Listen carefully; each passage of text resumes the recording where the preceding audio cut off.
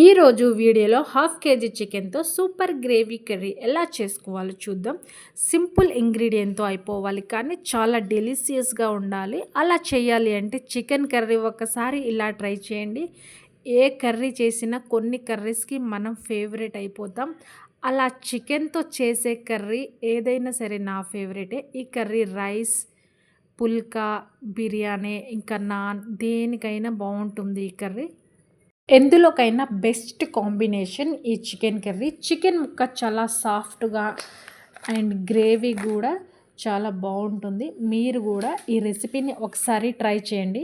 Chicken curry కోసం చికెన్ని శుభ్రంగా క్లీన్ చేసుకోవాలి. క్లీన్ చేసుకొని ఇందులో 1/2 టేబుల్ స్పూన్ పసుపు, 2 టేబుల్ స్పూన్ కారం వేసుకోవాలి. సరిపడా సాల్ట్ వేసుకోవాలి. ఇప్పుడు ఇందులో garam masala 1 table spoon, 1 table spoon pepper chicken masala, ఇంకా 1 టేబుల్ స్పూన్ ధనియా పౌడర్ వేసుకోవాలి. 1 టేబుల్ స్పూన్ అల్లం వెల్లుల్లి పేస్ట్, ఇంకా 1 టేబుల్ స్పూన్ ఆయిల్ వేసుకోవాలి. ఆయిల్ వేసుకున్న తర్వాత 1 కప్ కర్డ్ వేసుకోవాలి. పెరుగు కొంతమందికి ఎలర్జీ ఉంటుంది. ఎలర్జీ ఉన్న వాళ్ళు స్కిప్ చేయండి. ఇప్పుడు 1 చెక్క నిమ్మరసం అయితే పిండుకోవాలి ఈ చికెన్ కర్రీలో. ఇప్పుడు మొత్తాన్ని ఒకసారి బాగా కలుపుకోవాలి.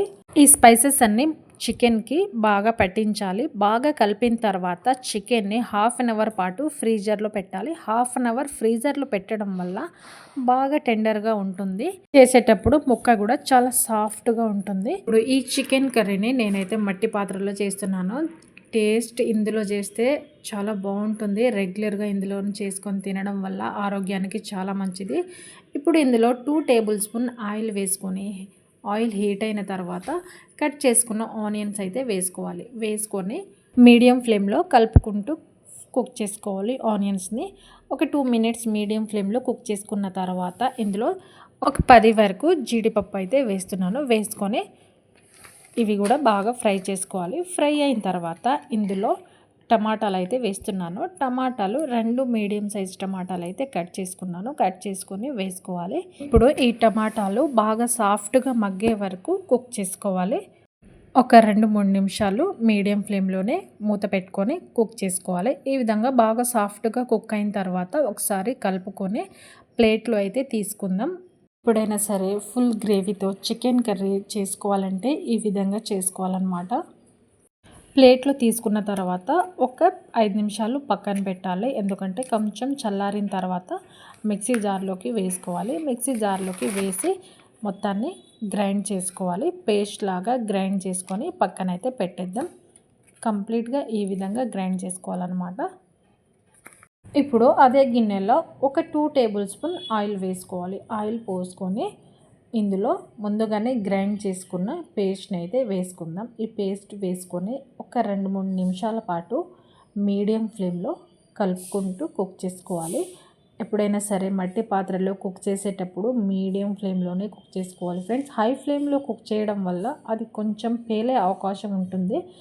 అందుకే మీడియం ఫ్లేమ్లోనే కుక్ చేసుకోవాలి. ఆయిల్ కొంచెం పైకి తేలే వరకు కుక్ చేసుకోవాలి.